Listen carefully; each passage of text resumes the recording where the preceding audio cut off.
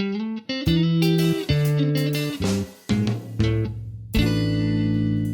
んにちは、岩根です。だいぶ前に作った爆発作画、この素材を使って具体的にアフターエフェクトでどういう風に爆発を作っていけばいいか、どういう風に光らせればいいかっていうことを、順を追って解説したいと思います。今回実演しながらなのでちょっと時間長めになるかもしれないんですけども、ぜひお付き合いくださいませ。このチャンネルではお絵描きやアニメ作りに役立つ情報を発信していきたいと思っておりますので、気になった方はぜひチャンネル登録をよろしくお願いいたします。それでは参りましょう。まずこちら素材の説明からですね。まずは背景 BG、 これです。で今回別に動く予定はないので、これ1枚ものだけですね。でその次、これが爆発、もうタイムシートは入った状態になってるんですが、作画が終わって塗りが終わった状態なので、こう、外が真っ白で、中身が赤と青2色で塗り分けられてるっていう感じです。でここに被るのが岩猫、これがノーマル状態で、こちらがハイコン状態。爆発を受けてこのハイコンになるっていう表現をやってみようかなと思っております。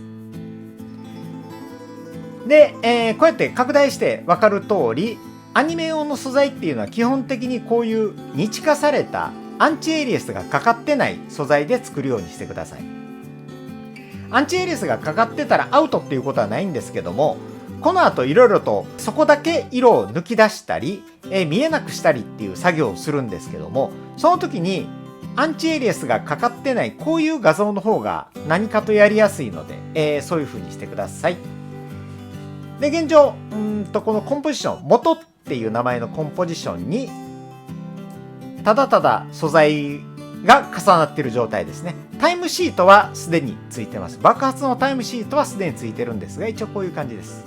で現状何が邪魔になるかっていうと、まずはこの白いところですね。岩猫の白、これを取っていきます。まずはエフェクト OLM カラーキーで、これでこのスポイトを取りまして、こういう風になくなってます。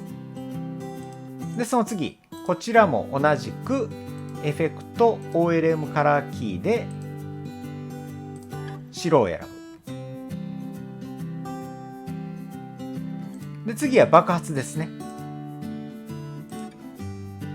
爆発はここから爆発するので、エフェクト OLM カラーキーでスポイトで白を取る。こんな感じです。これで透明部分が、表現されたセルが出来上がりました。でこの段階で背景をちょっと色味変えます。すごく明るい爆発が起きるときに露出がそちらに合うっていう考え方で、こう背景の色味を落とすっていうことをやりたいわけです。でこの背景 BG を選択してエフェクト色調補正、輝度コントラストで、このストップウォッチマーク押してください。これは時間とともに、数値を変化させるときに使うものです。これ爆発の1枚前ですね。ここにまず0、ストップウォッチで、次に、爆発、この辺り、ここで完全に、バックを黒くしたいので、輝度をぐっと下げます。こういうふうに。そうすると爆発とともに背景が暗くなるっていう表現ができますね。で今度岩猫、ここで今度はエフェクトじゃなくてトランスフォーム、不透明度0にしてストップウォッチマーク、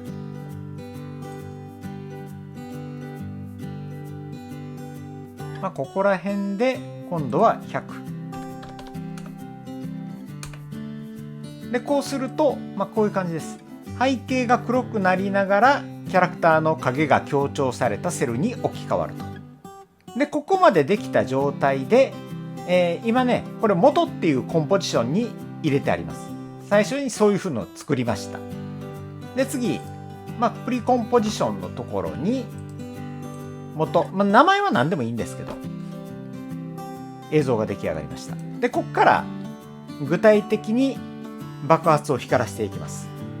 まずはこのレイヤー元っていうこのレイヤーを複製します。コントロール D ショートカットでここでこの赤のところを黄色っぽくして青のところを赤っぽくします。爆発なんで。で仕上げ自体はセルを作るときは別に何色でも構わないです。抜き取るときに OLM プラグインのカラーキーでスポイトを取ってこの赤を取りたいわけです。で赤を押す。そうするとどうなるかっていうとこの赤だけがなくなった映像になるんですけども、ここでカラーキープこれを押すと逆に赤だけが残るんですよね。この OLM のプラグインの優秀なところは通常のアフターエフェクトのキーイングだと何かの色を取るっていうことは比較的簡単なんです。ただ何か、特定の色だけを抜き出すっていうのが結構面倒なんですが、この OLM のカラーキーだとこれが手軽にできるっていうのがおすすめポイントです。これ無料でダウンロードできますので、ぜひ、説明欄のところから辿って、ダウンロードしていただければなと思っております。さて、じゃあこれを黄色くしていきましょう。今ね、赤の状態なんで、エフェクト、描画、塗り。で、ここの色で好きな色に変更することができます。この塗りっていうやつは。で、黄色なんで、こういう色に仮にしておきましょう。こういう感じ。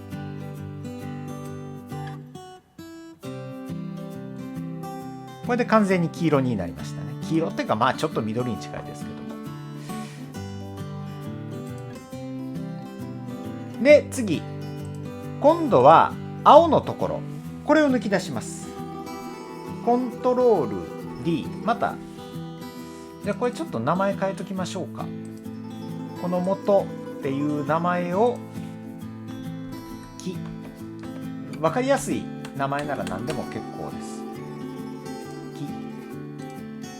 で今複製した方こちらを赤にしましょう。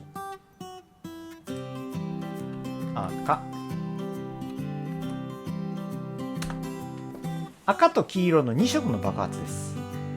で今度は青を取りたいわけです。なので、エフェクト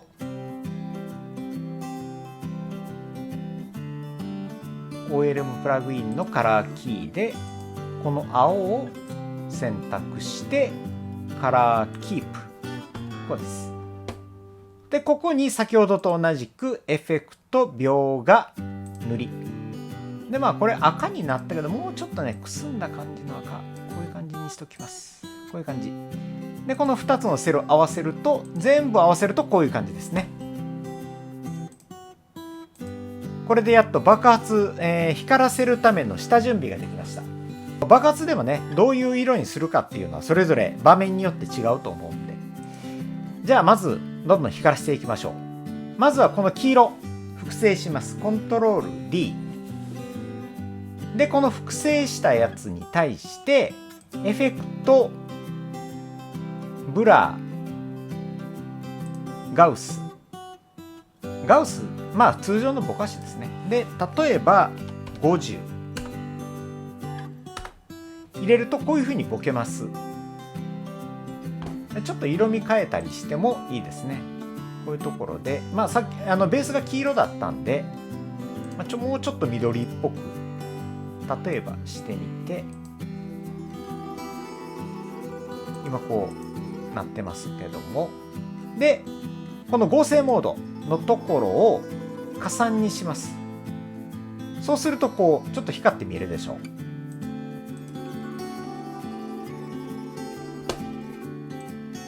でまたこれを複製コントロール D。 これでだいぶ白っぽくなったんですけども、今度はこれね設定をね変えていきます。今50になってるんですけども、今度は100。ちょっと広がりました。で色味をまた変えましょう。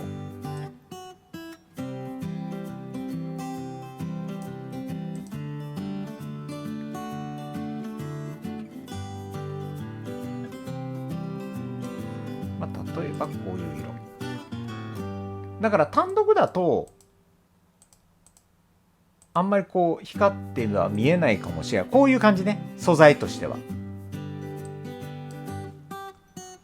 でもそれをこう重ねていくことでこうちょっとこう爆発っぽくなるわけですね。じゃあ黄色のとこはこれぐらいにしといて、次赤いきましょう。赤コントロール D。 やることは一緒です。赤を選択してエフェクトブラガウス、50ぐらいでまたいきましょう。50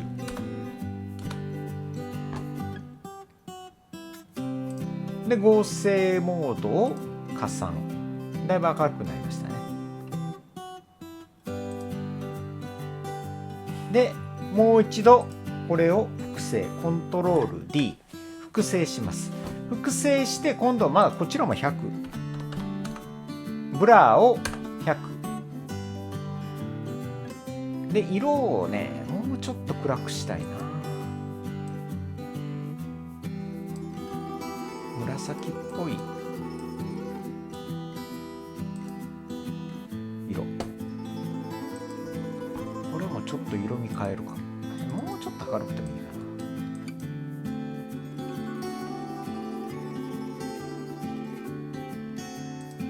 こういうところの色味を変えると爆発の雰囲気もだいぶ変わるんで。でなんでちょっと若干暗めにしたかっていうと、この後ね模様をつけたいんですよ、爆発の。で模様をつけるためにちょっと暗めにしました。まずはこの赤の部分にだけ模様をつけたいと思います。で模様をつけるときにはまずはここでレイヤー新規平面、これ何でもいいです。こうでエフェクトノイズのフラクタルノイズ、こういうやつです。でこのモヤモヤを動かすんですが、今の段階だと動かないんです。でなぜ動かないかっていうと、ここの展開っていうところに数値を入れないと微動だにしません。でこの展開のところに数値が変わるので、このストップウォッチマークのところ、ここですね、スイッチ入れまして、お尻まで持ってきて、もう10ぐらい。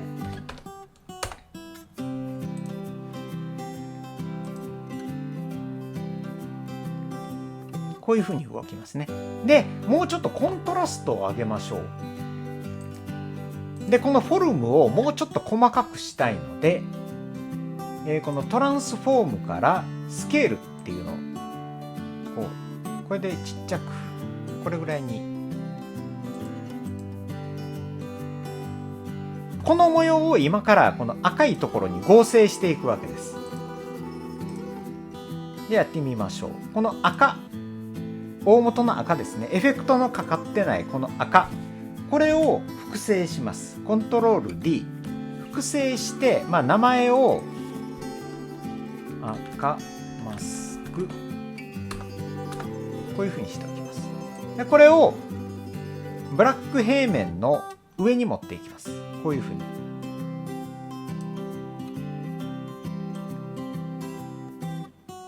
でこの赤のところだけこの模様をつけたいわけです。ここを非表示にします。目玉マークを切って非表示で、このブラック平面、名前を変更、赤模様、こういう名前にしておきます。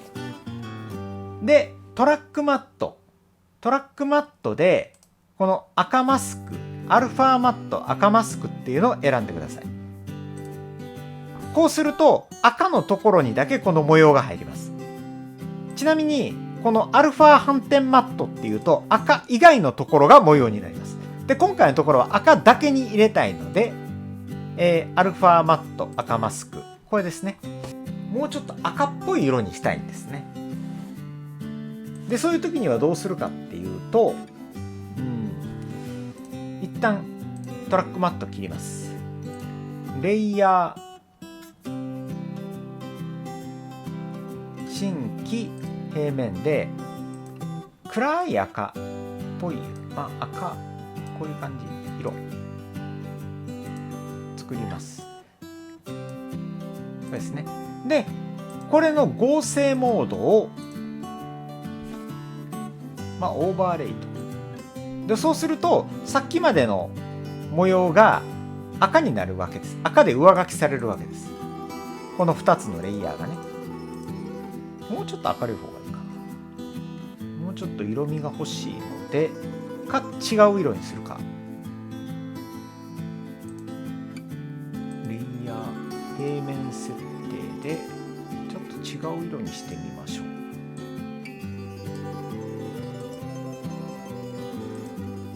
こういう風な色でこの2つを選択して右クリックしてプリコンポーズ、要するに1つのものにしてしまうわけですね。今2つのレイヤーでこの1つの画像になってるので、で赤マスク合成済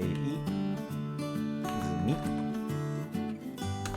とかこういう名前にしておいて、でこれのトラックマットさっきと一緒ですね。アルファマット赤マスクってやるとここに入るわけです。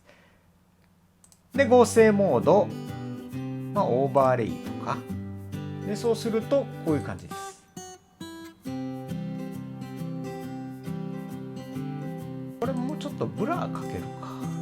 この赤マスク合成済み、こちらにエフェクト今ねちょっとこのモヤモヤがはっきり出過ぎてる気がするので、エフェクトブラガウス10ぐらいでこういうふうに、模様がぼけました。で次同じような模様をつけるかつけてみるか。よし、同じ模様をつけましょう。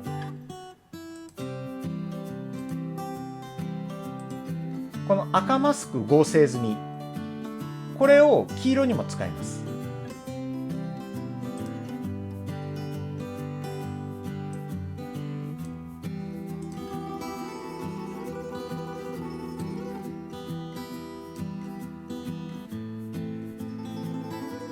今度黄色、これを複製します。コントロール D 複製して名前をキーマスク、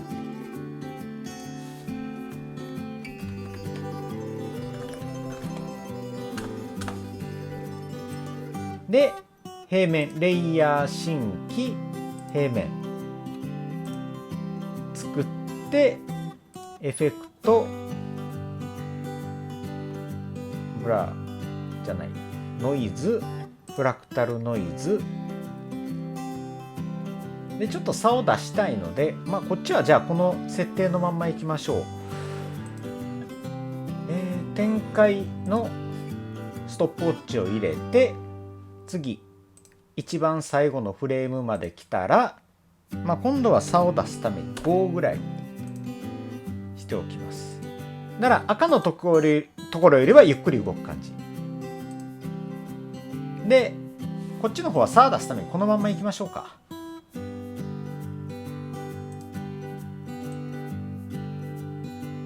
でこれ黄色のところに持ってきます。でこちらも色味を変えたいので、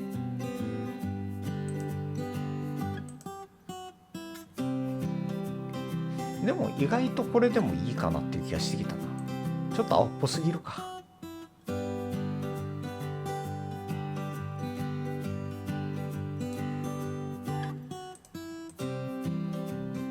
じゃあこれにレイヤー新規平面で今度はもうちょっと黄色っぽい感じ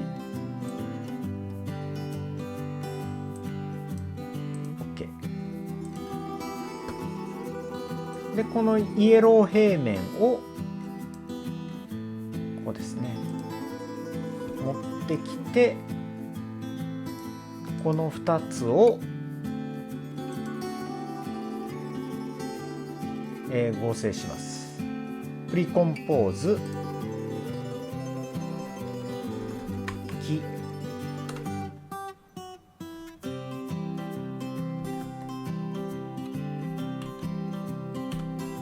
マスク合成済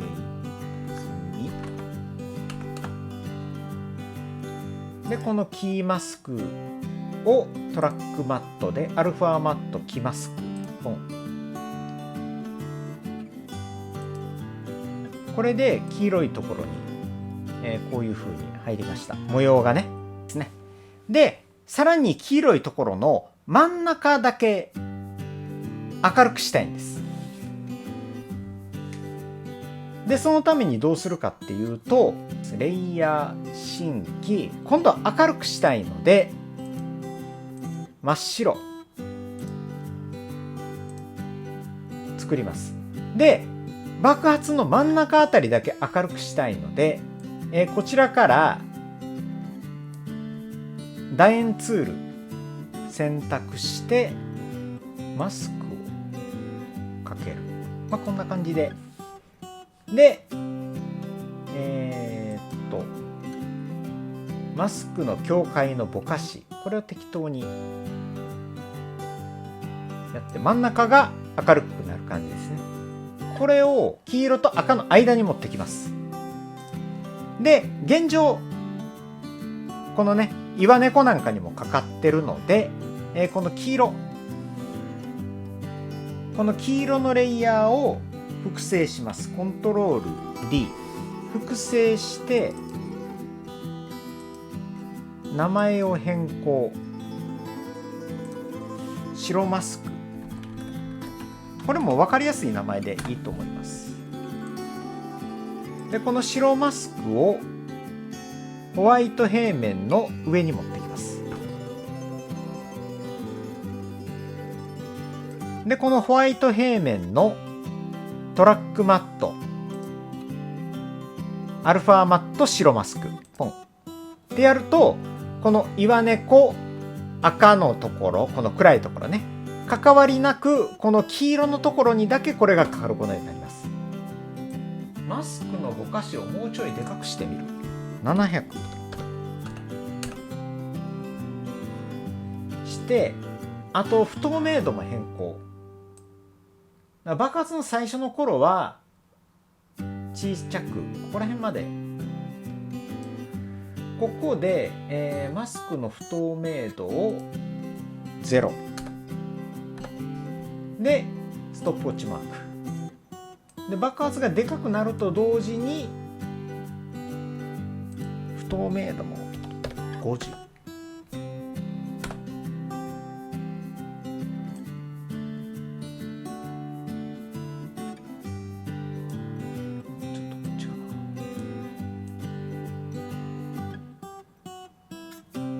ここら辺で80。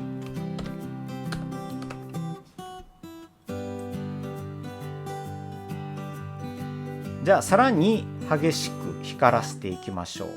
まだちょっとねこの暗いところがあんまり今ちょっと暗すぎるので、これを明るくしていきましょう。黄色、じゃなくて赤、これをもうちょっと明るい色にしましょう。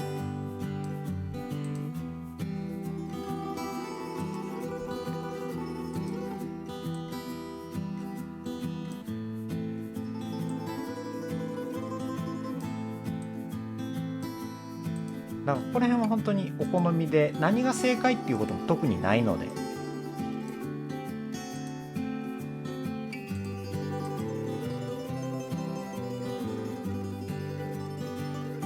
黄色のところももうちょい色味を冴えた色にしてみましょう。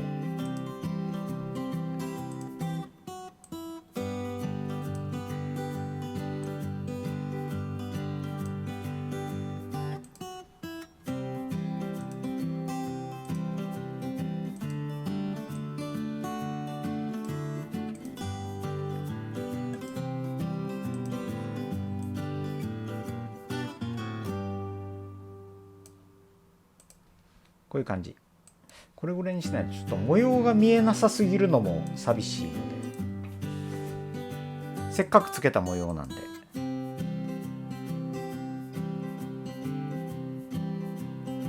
爆発と同時にちょっとね、このフォルムも大きくしていきましょう。模様ね。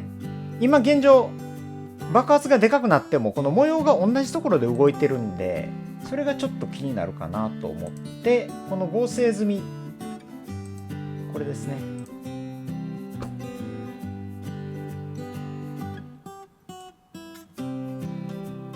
一番最後をトランスフォーム、これサイズを変えるところなんで、スケール、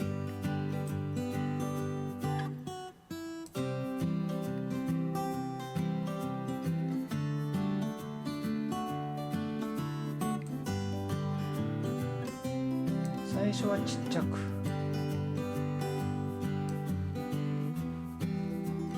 こういう風にすると時間とともにこう大きくなるっていう表現ができます。で、元に戻る。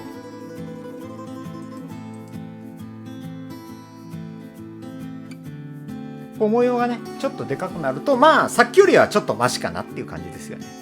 光のにじみのようなものを表現したいと思います。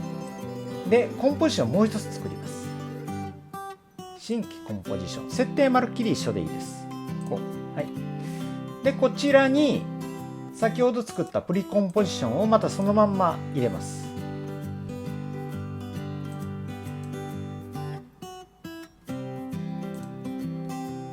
はい。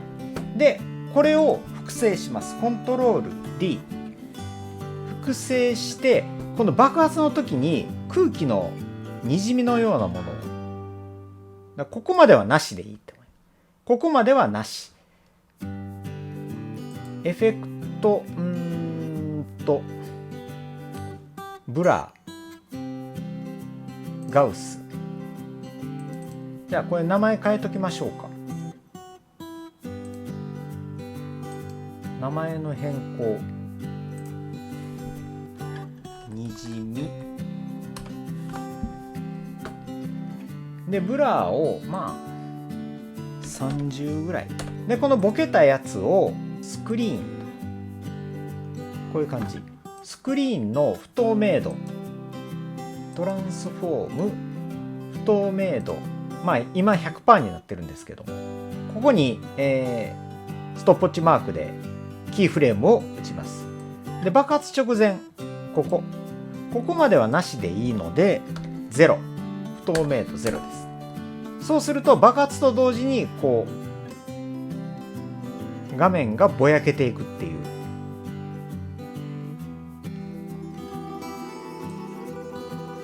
このね、ショックコマ入れてたの忘れてました。ここ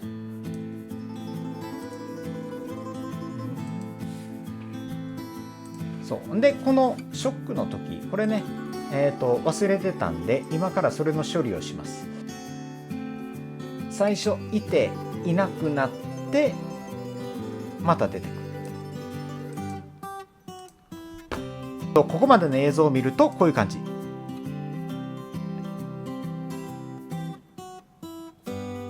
真っ白に飛ばしたいんです。で、レイヤー新規平面、今度真っ白、これ入れまして、この2コマ目でここを透明度0で1コマ進めて、ここは100。そうすると1コマおきに激しい白が入る。で、爆発した後もこれを適当に入れてやると、爆発の激しさが表現できるかと思います。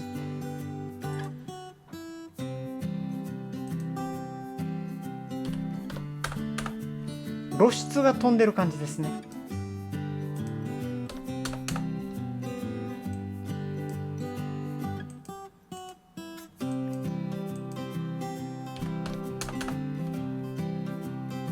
だから一コマおきに自分でどれぐらいかなってこう不透明度いじりながら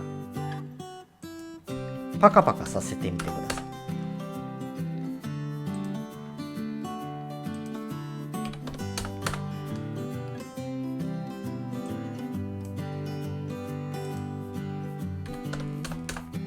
特にルールはないので、ここら辺は自分でやってみていい感じだなって思うところを探すようにしましょう。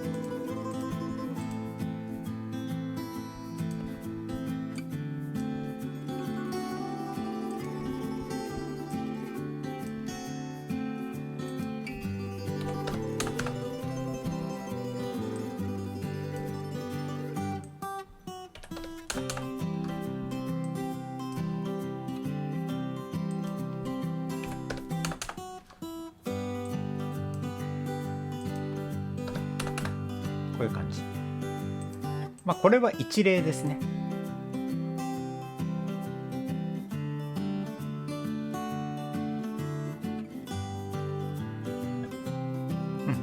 で次に今にじみのぼかしだけ入れてるんですけど、もう一個入れます。コントロール D 複製します。複製してにじみの上に持ってきます。にじみの上に持ってきて、エフェクト、ブラー、放射状で、この種類のところをズームにします。でこの中心ね、この中心は、この中心っていうこれを使っても移動できます。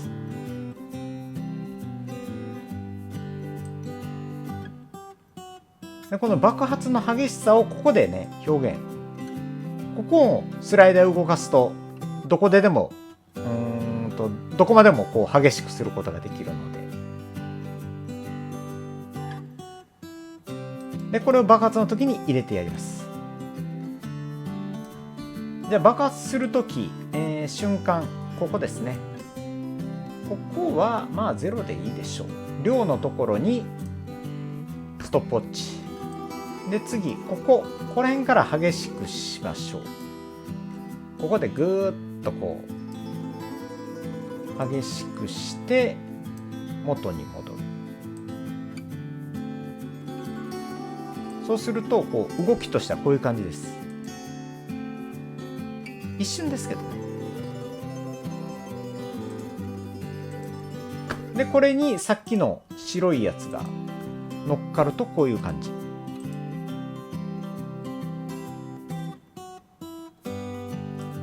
でここで0。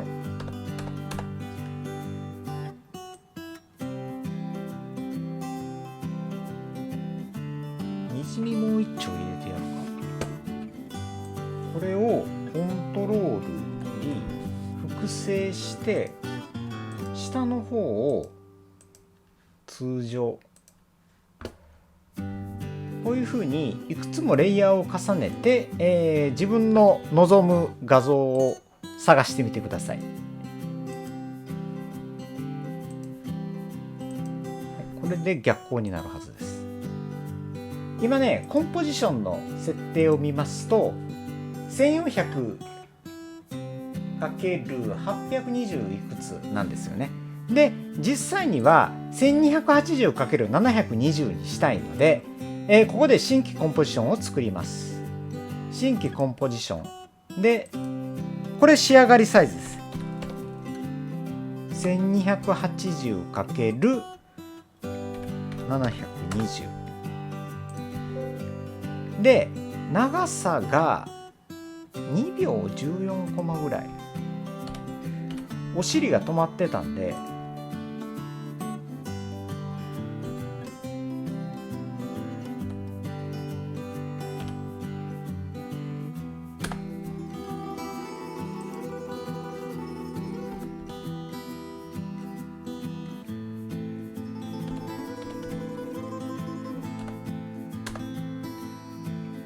これで2秒14コマの2秒13コマ、2秒14コマのコンポジションができたので、こちらに先ほどのコンポ1これをそのまま入れます。こういう風に。そうするとこうねちょっと大きめになったので、なぜ大きめに作らなきゃいけないかっていうと、ここれね、爆発した時にこの縁のところが綺麗にいかないんです。ブラーってどうしてもこの縁のところがね、ボケないんです。これブラーの特性上で、それを防ぐために大きめに作っておくと、このブラーが綺麗にかかってるところだけを切り出すことができます。最後に、爆発の画面振動を入れます。でどうするか、ここのトランスフォームスケールはこのまんまで、1のところにキーフレームを打ちます。で最後のところ、ここもキーフレーム打っておきます。でその途中ですね、でここら辺からはもうこれも感覚で、ウィグラーっていうのを使うと比較的簡単に画面ブレを入れることができるんですが、まあここは地道に1コマずつ入れる方向でいきます。またウィグラーを使った画面振動の作り方はまた後日、お話ししたいと思います。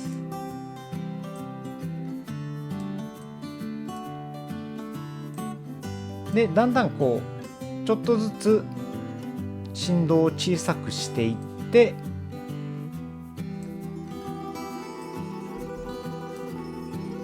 最初は激しく、後半は緩やかに。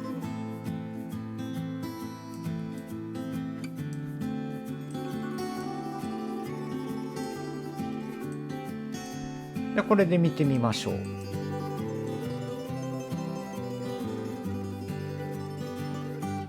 はい、ということで、一応これで爆発が出来上がりました。こんな感じでこれからもアフターエフェクト並びに、クリップスタジオなんかでアニメを作るときにどういう風にやっていけばいいかっていう風な、解説動画も作っていきたいと思っておりますので、ぜひこれからもよろしくお願いいたします。では次の動画でお会いいたしましょう。ありがとうございました。